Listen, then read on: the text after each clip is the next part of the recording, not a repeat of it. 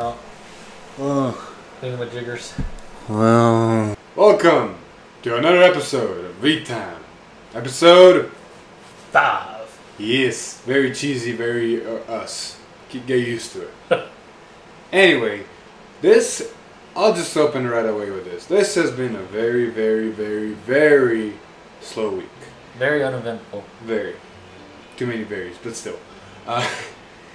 Other than us having a stream and getting some nice leaks, nothing really major happened. No big tournament results. No bombshells. Maybe one for certain fans, for certain titty fishy fans, but that's for foreshadowing for later. But yeah, so this might be a short episode, might be a long episode if we ran again, but we'll see what happens. More than likely a short episode. Very. I'm gonna stop saying very. Yes, please. Exactly. Anyway, on to the week's leaks. What was that? Why you gotta make a nightmare for editing? Anyway,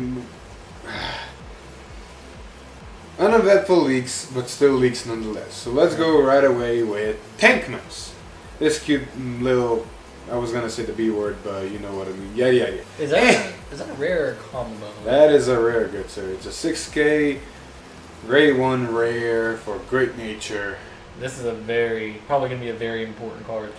Auto Rearguard. Once per turn, when a card is put into your drop zone from your deck, cost Counterblast 1 and return that card to your hand. You may only return one card even if several cards are put at the same time. This basically means that all your Great Nature effects with Leopold and all the Grade 2, Binocular Stagger and Monocular Stagger and whatever are not going to waste. Like, for example, if you top deck something that you really need, like say a Perfect Guard or a Grade 3 or something, you can just use him, Counterblast 1 and put it to your hand. This actually gives an incentive to actually use your skills early on. Just because if you get this skill off, you can possibly go without a grade 3 and actually get the grade 3 from your drop that you move away into your hand. But not as so early as to use Monocular Stagger grade 1 skill, because you're literally, 1, you don't have Counterblast more than likely, and 2, milling the top card just to prevent your opponent from, actually not prevent, but giving your opponent guard restrict. While they're probably grade 1 or grade 2 and 0 or 1 damage, whatever, it's not a smart idea, in my opinion. And also, this is great for if you think about it, it's like a selective draw. So if you know your person has you can't guard with Sentinels, you can just choose not to get the Sentinels back and get triggers with more shield, or you can get more Sentinels. It's a very useful card. It is very utility, like top mill, do I need that thing? Yes, no. Am I going to mill anymore? Yes, no. Use it? Yes, no. Yeah. Nice. Next. No, the next card is a very interesting card, especially for Genesis. And it's a grade 3, 13k base, Goddess of Milky Way, Pleione. The reason I say she's interesting is, 1, she doesn't have the marker symbol, so you're not going to get a marker out of it. Mm-hmm. It's a common, so I don't know how many people are going to run it, but her skill nonetheless is very, very useful in my opinion, especially in Genesis.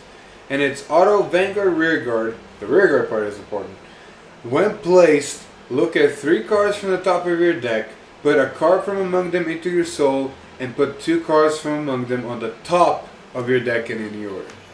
So it's literally stacking your deck, plus soul charging, which, like we mentioned in the last episode, if you don't have a soul, your godly quick gauges are kind of non-existent. So this is saying without seeing all the other support and how much soul charge Genesis is actually going to get. But nonetheless, getting a soul charge off and stacking your deck, not a bad effect. And this is a common, so we actually might have something even better as a rare that might come up with. But as of right now, it's a pretty solid option. I mean, a lot of commons in the game have been starting to show up, especially grade 3 commons that don't have markers, just because of the utility they present. Some Mega Colony players play a grade 3 with no marker that not only prevents your opponent to intercept with rear guards in the same column, but also has the ability of on play stand one of your rear guards. which combined with the other grade 3 Mega Colony is actually useful when you call stuff out from your soul. Like it combos off. Same can be said for Nova Grapplers. There's a grade 3 that says if this unit is not boosted, it gains plus 10,000 power. Put that on an Excel circle. Sure, it might not have an Excel marker, but that utility grade 3 on an Excel circle is already hitting on its own 32k, which for Excel players is very good, getting over those magic numbers. So this might see play, and it won't probably be a 4-of, but it still might be in decks just for the utility. Go back. What? Talk about this? Oh, yeah. Alright, your turn. Oh boy. Let me jump into this. Go for the gray one first. Intermission. Never mind. This man's got it. I have no words. This is gonna be a nightmare. I just since I'm building Gear Chronicle and our primary goal from when this was announced, I'm gonna cover this. And I'm right away gonna start actually off with the grade 2. So the grade 2 that got leaked is a common, sure, but it is Steam Hunter Lipit. I'm gonna go for Lipit. Anyway, her skill is Auto Regard. When placed from hand, cost bind a card from your drop zone, and this unit gains plus 3000 until the end of turn. Not a bad effect. It's a 13k on its own, which gets over a certain number, so it's a good poke. And it binds cards from your drop zone, which means it's not binding cards from your hand, which is resources, but it's binding cards from your drop zone, and you mostly don't need your drop zone. You have some skills to put cards back from your drop zone to your deck. We're mostly going to use those for either triggers or grade 4s or yada yada. So this card comes in handy, especially with all the Gear Chronicle effects that we see, which go if your sum of grades in bind zone and field, if your sum of grades in bind zone and the cards. This will help Gears overall, in my opinion. Yeah, and a lot of this new support is really pushing to getting a lot of cards bound before you get to your grade 3 or 4. Which in premium, depending on how cards are awarded and what kind of race they are, it's either they're gonna get really stupid or just consistent. Like all these cards right now, just from the effects, I'm gonna tell you right now, are gonna benefit Chronofank. All those Chronofank players, you'll know what I mean. But if for some reason all these cards, now I need to honestly go, while I'm talking about this, go check. All these cards, if for some reason there's Zodiac Time Beast, Premium is gonna get stupid with Chrono Jet again. Oh yeah. If it's Zodiac Time Beast, this is gonna just open up a whole new doorway to some crazy Especially one doorway, and that's Demiurge. Like just imagine, all these cards are binding really, really early. If there's Zodiac Time Beast, basically your first stride is almost guaranteed to be Demiurge. That's a Gear Dragon. Well, one of them's already know. This guy is Gear Dragon. Gear Dragons. Most likely they are not Zodiac Time Beast, because the way Zodiac Time Beast worked in the past, at least, is they're all Gear Dragons and Gearoids. So. Yeah. Usually it was Race and Zodiac Time Beast. So just looking at the cards and seeing just one word, or at least in Japanese word, tells me that, yeah, they're not Zodiac Time Beast. So no worries about Demiurge. But still, Chronofang, maybe it'll come back, maybe it won't. We'll see. Maybe it could be a really big thing now. Anyway, continue with the Gear Chronicle leaks, because these were the leaks that were in the stream. We have a grade 1 that will almost definitely be used in premium, if you ask me, but comes really in handy in what Gear Chronicle is doing right now in standard. And it is Red Gimo Dragon? Good sir, you're going in just here. Here's my computer. Don't cross this path where the card is. Wedge Move Dragon. There we go, that thing. Anywho, its skill is Auto Vanguard. When its attack hits, cost bind a card from your hand and draw a card. Its other effect is Continuous Hand. When this card would be discarded, it may be discarded as a grade 3. So this is your Strike Fighter. In premium, it's literally your Strike Fighter. In Standard, it's your card that you want to ditch to use the grade 3's ability to call out the grade 4. Pseudo Strike. Either way, this is a Strike Fighter. I don't care what anyone else says. It's actually got a really good early game skill too. Exactly. At first, when I started reading it, I just saw Vanguard and I was like, But then when I continued reading, it's like, if you're riding this, if you went first, you don't want to ride this. If you went second, though, and you ride this, more than likely your opponent is going to say no guard. Because, they want damage, they want to do their skills, yada, yada, yada. Most games go that way. Now, if they know what this thing does, they might actually guard it, but that puts them at a disadvantage really, really early. Is it a Vanguard, rear guard, or just Vanguard? It's just a Vanguard skill, that's why I say. Okay. Put this on a Vanguard. If they say no guard, you hit, you bind a card from your hand, and you draw a card. So you're kind of fixing up your hand at the same time starting your bind zone. And then if they say no guard, you're not going to get the effect off, but that's one minus card in their hand and no damage for their grade 2 skills. Yeah, I can see this as a great option if you're going second. It brings you benefits either way you look at it. And of course, the last leak, it's not a grade 3, it's a grade 4. And this is the first grade 4 we're seeing. It's a triple rare at that. So this is probably going to be next to Mystery Flare, that's we're going to talk about later, is going to be your secondary grade 4 if for some reason a Mystery Flare is not in your deck. Or this presents a better situational effect. Because its effect, and it's really fun, is auto Vanguard when placed, activate all of the effects below according to the sum of the grades of the face-up cards in your bind zone. Now this is where the whole bind zone early stuff comes in play. If the sum of the cards in your bind zone is 1 or more, your opponent chooses one of his or her rear guards and puts it on the bottom of the deck. So it's a tuck. Like, rear guards are really important in Standard right now, so just tucking them away, sure they're not getting retired, but they're not also on the board. Now, unless you're playing against Spy Brothers, you probably don't want to tuck their maximums and bunnies and yada yada yada, but that's the story. Anyway, continuing to this effect. If the sum of your grade in your bind zone is 5 or more, call the top card of your deck to rear guard. And then if the sum of grades in your bind zone is 11 or more, call 2 cards from your drop zone to rear guard, and 3 of your rear guards getting plus 5,000 until the end of turn. So what is happening right here is, if you have 11 or more, you're getting all 3 effects. It's not the case where if you have 1 or more, you're only getting this effect. If you have 5 or more, you're only getting this effect, but you're not getting the previous effect. No, if you have a certain number, you get all the effects that are below that number. I mean, this is pretty good. It's still a good option because you can still get 3 units on your board for free, even plus 15. 4. Good sir, 4. Look at the second effect. 5 or more, call the top card of your deck to rear guard. Yeah, and then the other one costs 2, so it's 3 units. I thought it said 3. Never mind. No, it gives 3 units power plus 5. Yeah. So you can give all 3 of those units you just called out for nothing plus 5. Either way, if you have 11 or more, which is really not hard to do. Like 11, you can think of it as you have, for some reason, you have 2 grade 3s, 2 grade 2s, and a grade 1. That's 5 cards.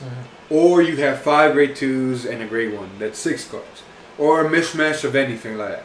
Like at first it might seem, like, oh my god, I'd rather have those cards on, hand or stuff like that. But think of it this way. If you have a sum of cards in your bind zone that's 11, that means those cards are not in your deck. Deck thinning is deck winning. There we go.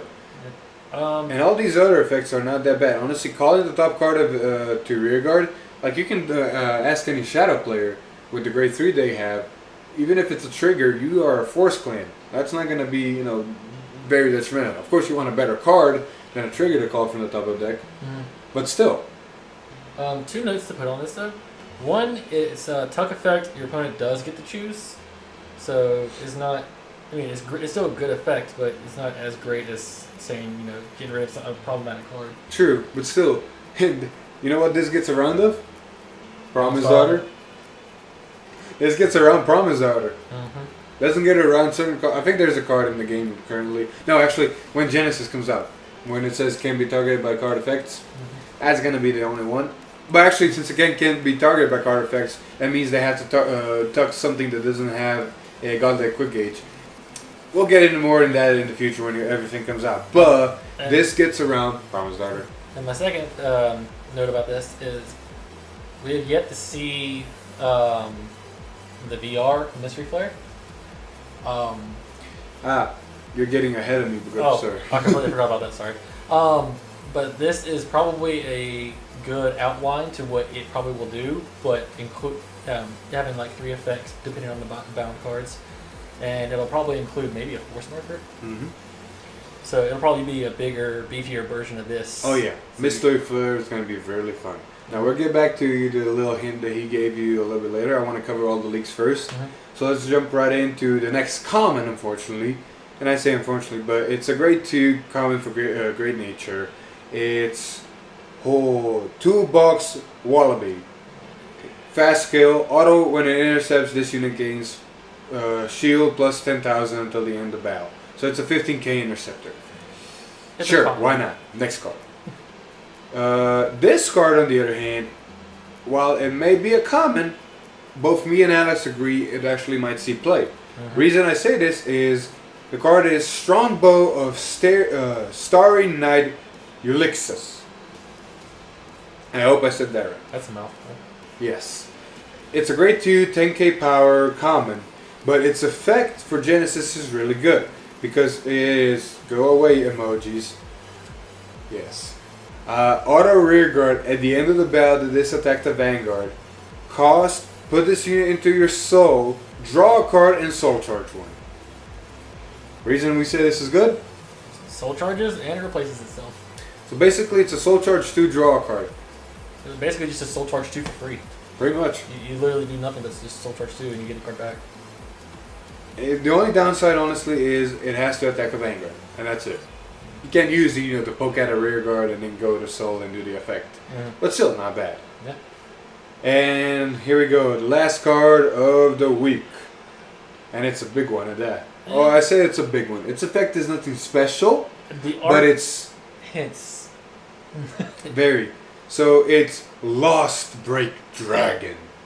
It's a grade 2, 10k power, double rare for Great Gear Chronicle. And its effect goes auto Vanguard rear guard. When placed from hand, cost bind a card from your hand and draw a card. So it accelerates that bind mechanic that we were talking about. Mm-hmm. Its secondary skill is continuous rear guard. During your turn, if you have a face-up card in your bind zone, this unit gains plus 3,000 power until the... Just 3,000, it's a continuous, plus 3,000 power if you have a card in your bind zone. During your turn. Exactly. So what happens is, this is literally accelerating your bind zone. His first effect is a Vanguard rear guard, so just playing him already satisfies the second condition, which is only a rear guard skill, yes, but still satisfies the second condition nonetheless. So because a 13k attacker almost non-stop, on a force marker 23, whatever, it's the consistency that matters. Like 13 is the magic number right now because of force clans. You want to get to about 13 or more to even get in a poke if you want to do anything. Exactly. But it's a really solid card.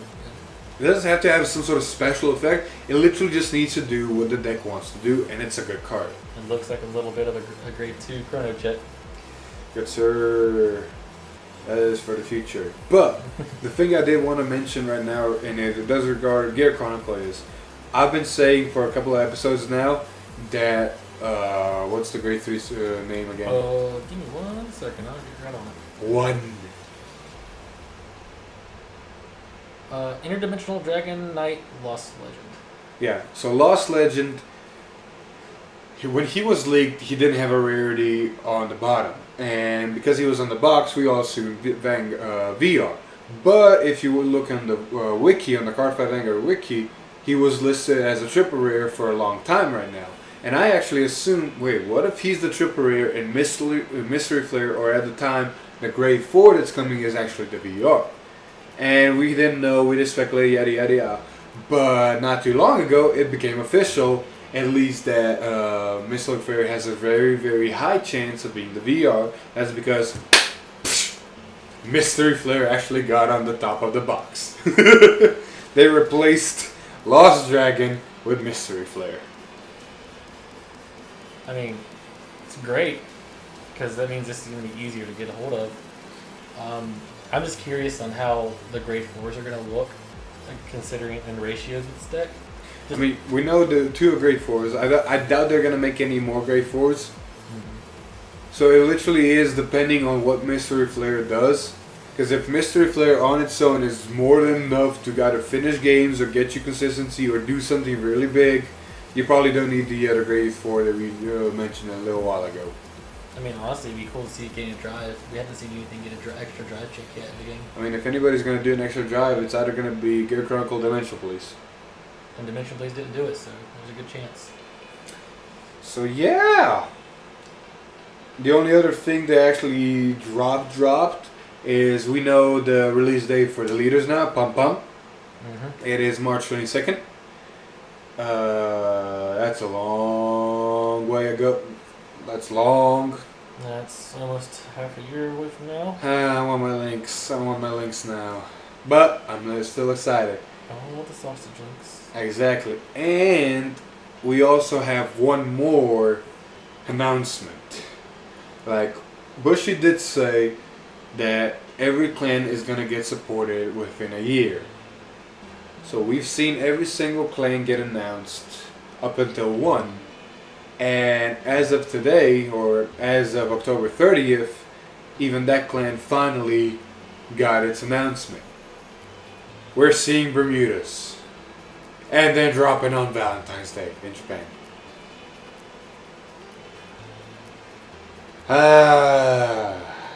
I'm not upset that Bermuda's coming. I'm just upset with the date they chose it. I mean, it's called Chocolate Melody. Yeah. We went from, what was it, swimsuit to wedding to royalty. What's next? Like, just go ahead and throw it out there, Bushy. Like, we know you're appealing to all the weeboos out there. That we're gonna have titfish, and we're gonna have titfish with legs. Shane, we know you want it. We can hear you now. We can hear you screaming.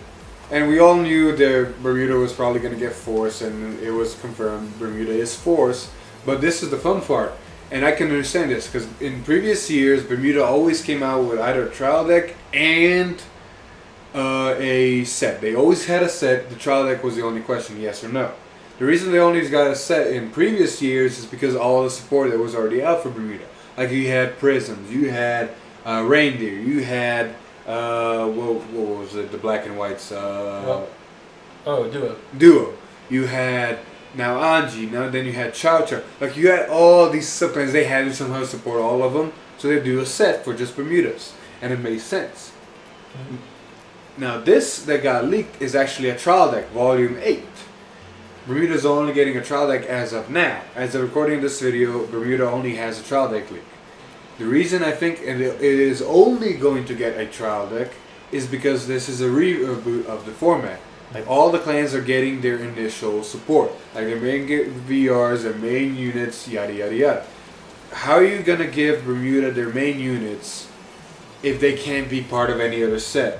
Well, interesting part about this is I think they rebooted an entire sub-anime just for Bermuda, and they're basing the units off of that.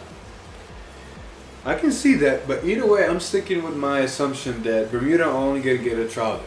Because they've never, unless there was a Fires Collection, they've never actually put Bermuda as a clan next to any other set, correct? Like you didn't see, for example, Aqua Force and Bermuda in the same set. Oh yeah, they were always their own thing when it released. Exactly. And they can't release a set for just Bermudas because there's not enough cards. Like literally that'd be unfair to every other clan. This is speaking from the amount of cards you usually guess at. Now if they do something like, let's say, what was it? The Sequalia booster? Where you only get 2 cards per pack and there's a certain amount of cards. I can see that. You know why? Because if they do like the Sequalia booster ratios, they can put the whole SP things and the legs and the special cards and I don't know what other foils in that set for just Bermuda. Oh yeah, I was right. It is based off of a Marine anime. But you see what I mean, though, right? Yes. They can make us a Qualia booster set for just Bermudas. 2 cards per pack, certain amount of cards. Some of them are full, some of them are not. Some of them have legs, some of them are fish. You know, the standard Bermuda stuff. I mean, they might honestly just keep doing the same thing, which is give them like a small little mini booster just for the clan itself. I could see that. Well, that was Bermuda. That was Titfish. Did they announce back in the day when they were going through the future set releases? Did they talk about Bermuda getting an actual set? Nope. Or they just said we've never heard about Bermuda getting announced, getting a set, getting anything until now. This is the first time we've actually heard about Bermuda since the reboot. I think they did mention about Bermuda, but I don't think they mentioned what the support would be as a trial deck or a set. True. But I think because we didn't know that Bermuda was coming, we just didn't know what it was. Yeah, we knew it was coming because they said they would support every clan. But we didn't know if it was going to be a part of a set, like a part of other clans, or just its own thing again. Fair enough. So yeah, that's that. Those were the week's leaks. That's pretty much. Like I said, it's a slow week. It's a really, really slow week.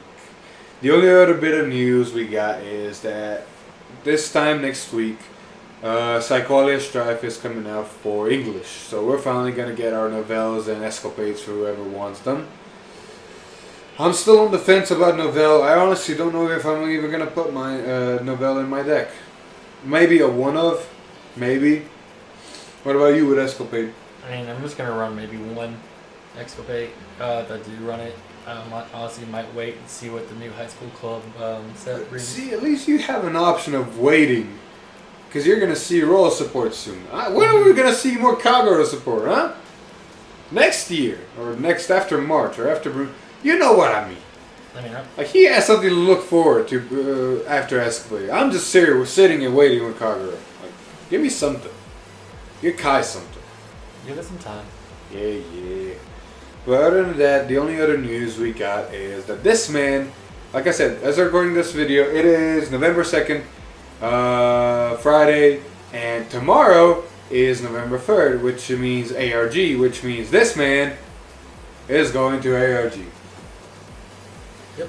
Probably not going to see this video before ARG, so hopefully you've seen him, you've talked to him, if anybody actually watches our videos down there. Yeah. Please. But he will be vlogging, and a vlog of that should be coming after this episode. Like, that's how timelines work, that's how YouTube works. Yes. I'll be playing Dark Regulars, so if you do see me, you pretty much, well, you won't know what I'm playing. You won't know what he's playing because this video is going to come after he plays. Yes. So you know he played. You played. Actually, let me do it like this. I'm going to make it very awkward. Oh, so you played Dark Regulars at ARG tomorrow, right? Yep. Yep. That is very awkward. But yes, I'll be playing Dark Regulars. If I place in the top 8, we'll definitely let you guys know what the deck list I have for those. Well, you know he'll place in the top 8 because I'll post on the Facebook group. And for those of you who still don't know, if you go down in the description, you'll see the link to our Facebook page. Mm-hmm. Please go like it. We sometimes post photos of what we're doing, but we mostly just post videos that came out. Make sure that everybody sees it. I mean, it's fun, right? Why not? Just hit a like. Either way, if he gets top 8, we're going to post some pictures right there of the mat, of him, yada, yada, yada. If not, we're still going to post something. Yeah. You better send me pictures. Oh, yes. I'll give you like a live feed update. You better have sent me pictures. I will be sending you a lot. You mean to say you have sent me a lot? That.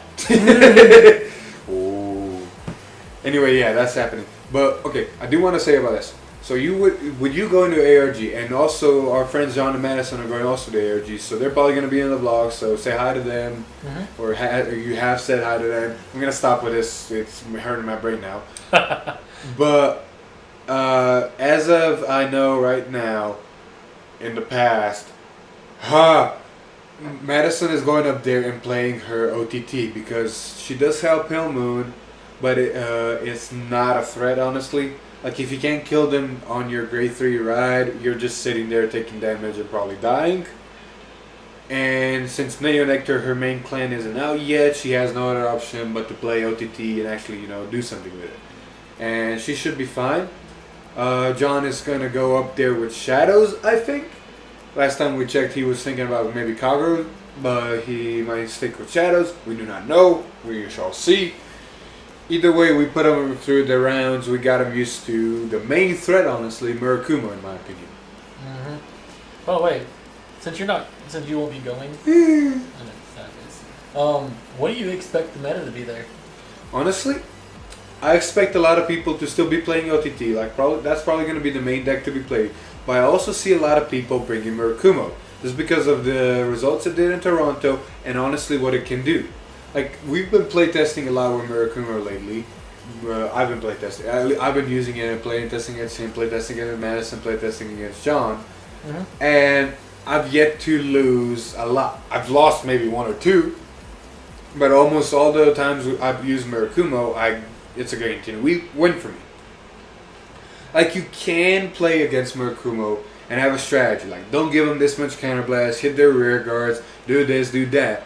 But at the end of the day, a skilled Murakumo player will also play against you doing that and know how to push back. Mm-hmm. Like, if you don't give Murakumo 3 counterblast, they're not going to do their main skill.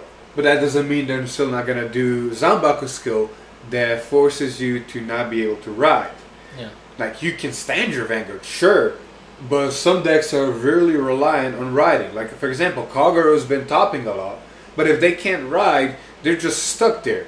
If they're on Overlord, something can happen. But if they're on a Waterfall and they don't have grade 3s in Soul, and you prevent them from riding, they're literally just stuck there. And then again, if you same with OTT. OTT really relies on rewriting their grade 3 constantly. If you prevent them from doing that, you probably prevent Elk in most cases. Like, you don't have to give them 3 counterblasts. 1 counterblast is more than enough to stop some decks. Yeah. And then on the other side, if you do give them 3 counterblasts, get ready to be locked down. No ride, no stand, unless you're playing. Not even when that comes out. Like, no deck can combat that. There is no superior eye currently. It's a very tricky matchup. And on the other hand, Murakumo is excel. Like, most Murakumo decks, and even mine that I've seen play, are playing a lot of draws and a lot of crits, keeping that threat there, and having those multi attacks, and also having something to put back hand. Mm-hmm. Like, if you completely lock down your opponent, they're on there and then swing out, you're doing a minimum of 4 attacks, and then it comes to their turn, you might not have killed them, but they only have 2 attacks if they're Protector Force, maybe 3 or 4 attacks if they're Excel. But it's still attacks with no benefits. Some skills might give you draw cards, but without your Vanguard attacking, you're not getting that tri-check and you're not benefiting cards to your hand. And without some Vanguard skills, those rear guards are not getting as beefy as some of them might get. Like, it puts you at a really disadvantage for a turn. And then it comes back to Murakumo's turn. If they rewrite again, they get another Excel circle. If they force you to not be able to ride, or even do the entire combo again if they hit a heal trigger in all those perfect scenarios, they're hitting you with 5 attacks, and your hand is pretty much either less than or equal to the hand you had at the end of their previous turn. Like, you had no plus. It puts you in a bind. It literally puts you in such a bind where it's hard to combat. Like I said, it's a tricky matchup. Use the best case scenario is to go for the rear guards and not give them damage. Exactly. I'll give this word of advice to anybody who watches our videos and plays anything other than Murakumo. If you play Murakumo, you probably already know this, and hopefully you know how to combat against it. But this advice is for any other players. If you're playing against Murakumo, your best option really is to keep them at a minimum of 2 face-up counterblasts at a time. You really want to avoid that 3 face-up as much as possible, even if it means that your double critical attacker is not going to attack a Vanguard. Sometimes it's better to hold back than to give them that extra and then put yourself in a bind. Unless you know that they've exhausted almost all the resources with Zumbuckle. Exactly, that's my other point. If you can't keep them at 2 open counterblast, count their cards. The biggest thing about the left-right arrestor and Zanbaku combo is they need Zanbaku on Vanguard and they need the left arrestor already on the rear guard to pull out the complete combo effectively. Otherwise, the combo can still be done, but it's not as effective. Another note is that they need a right arrestor in their deck. I've had a game literally today where I had on my grade 2 ride 3 right arresters in hand. That meant only one was in deck. If I got to Zanbaku and that thing had to hit drop zone or hit damage zone or my hand, I couldn't do the combo effectively. And then another thing is hit their rear guards. If they're already a 2-face of counterblast and you have the extra attackers, go hit their rear guards. It's still an Excel claim.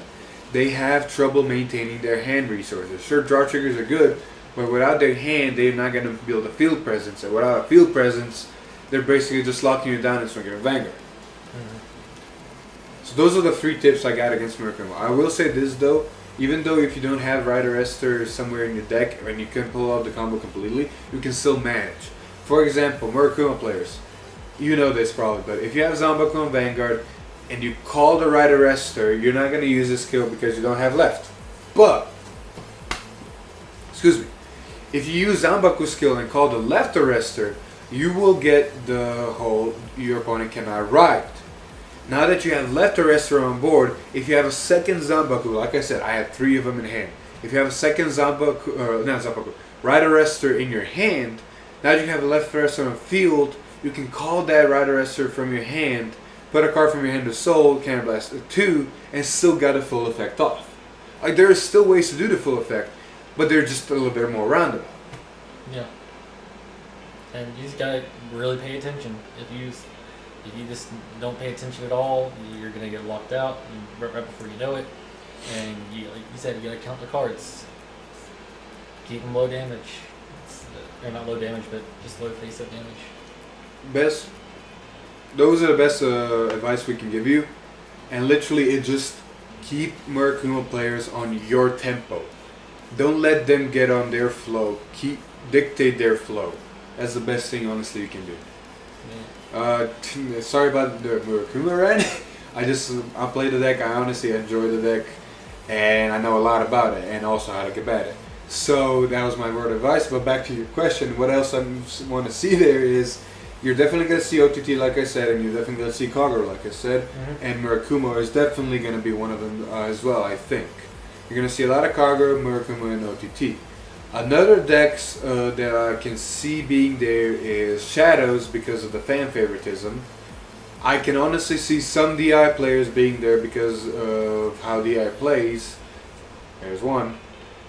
And other decks that I can probably see maybe some Aquaforce fanboys and players. Dimension Police might be there, depending on who's playing it, and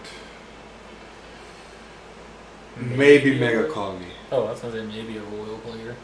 Royal player, you're right. Royal players are probably also going to be there just because of Royal's consistency.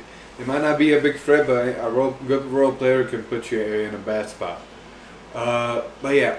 Literally, the main clans that I see being or have been ARG time-wise are OTT, Kagura like always, but definitely Murakumo seeing an impact.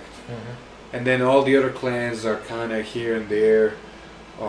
It literally will depend on if players at ARG are meta players or just going there and playing with their favorite deck. Yep. I mean, some of them may already have the ARG entry and just going there for fun. Yep. I do want to just hit on this real quick. Like, I know we've been saying Murakumo is really a threat and they're hard playing against and all that. That's not going to be the case when Untitled Chapter comes in. Yeah. Like, Murakumo's biggest thing is they prevent you from re-riding and re-standing. Now, if they just do the re-stander part, you can still ride, and then that stands your Vanguard. If they just do this re-ride part, you can still stand your Vanguard and you have that, extra attack. The reason I say Angel of Truth is going to put a wrench in Murakumo plays is because Gear Chronicle rise from deck a grade 4. So you don't have to worry about having the Vanguard stand or rewriting. You're going to do it. Great Nature is kind of the one that's getting a little bit boned with that. Oh, sorry.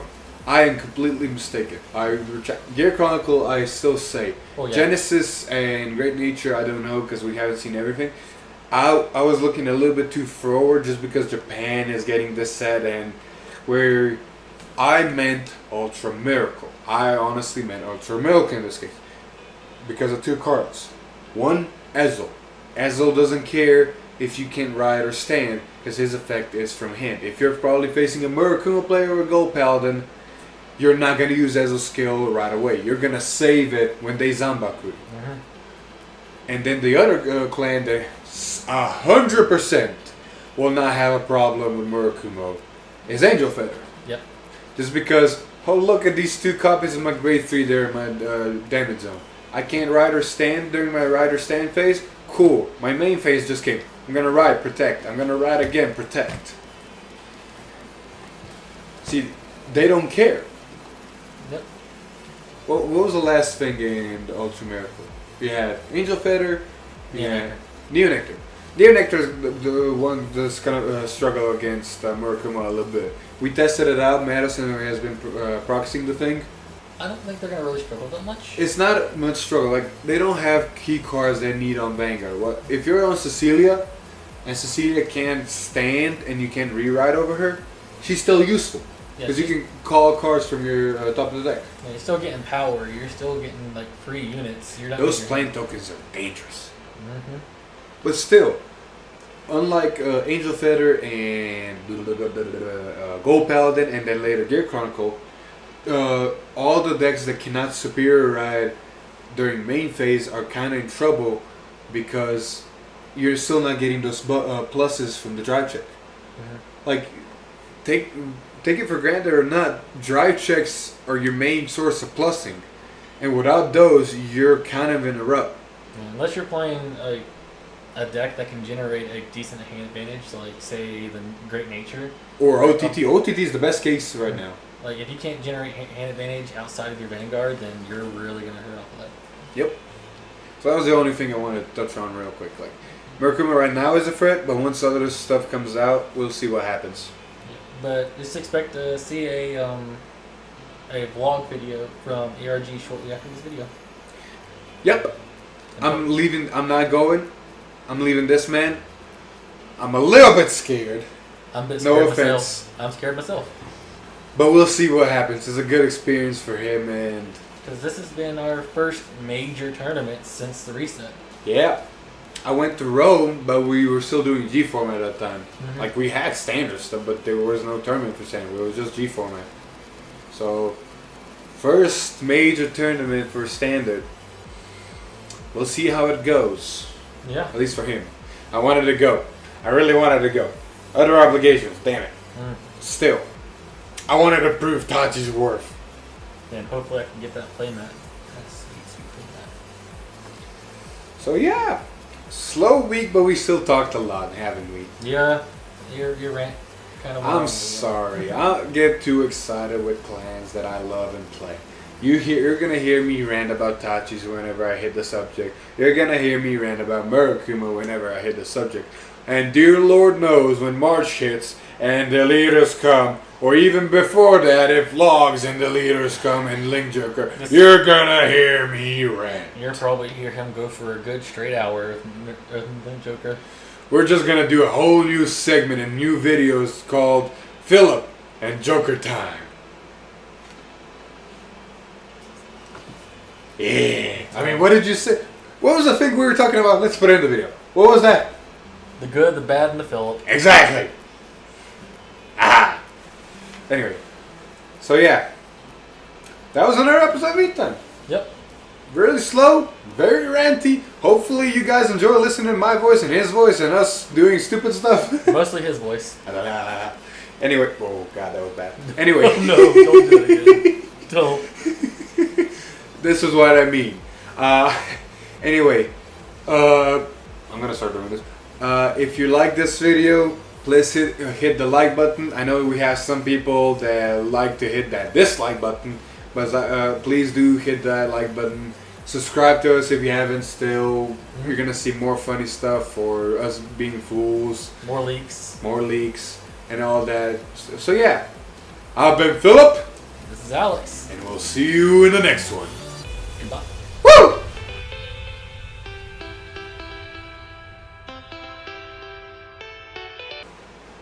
Now we gotta do something stupid for the blooper. Hey, What are you doing? I said something stupid for the blooper. potato. Potato.